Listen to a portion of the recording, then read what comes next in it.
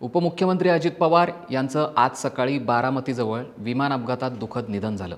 मुंबईवरून बारामतीकडे येणाऱ्या खासगी चार्टर्ड विमानाचं लँडिंग दरम्यान नियंत्रण सुटलं आणि ते एका शेतात पडलं आणि या अपघातात विमानाला भीषण आग लागली।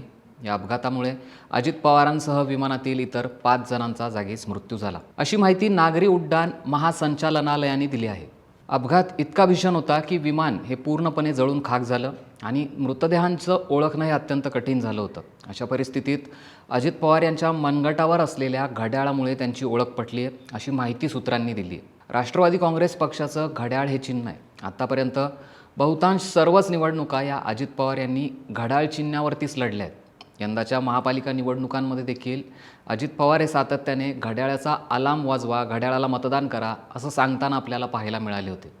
राजकीय जीवनात दादा म्हणून ओळखले जाणारे अजित पवार हे बारामतीमधून अनेकदा निवडून आले होते आणि महाराष्ट्राच्या राजकारणात त्यांचं मोठं स्थान होतं।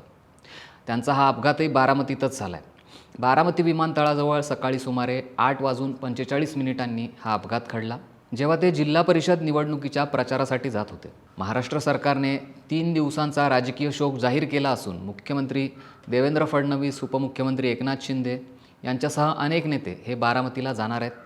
अजित पवार यांच्या निधनाने महाराष्ट्राच्या राजकारणात एक मोठी पोकळी निर्माण झाली आहे।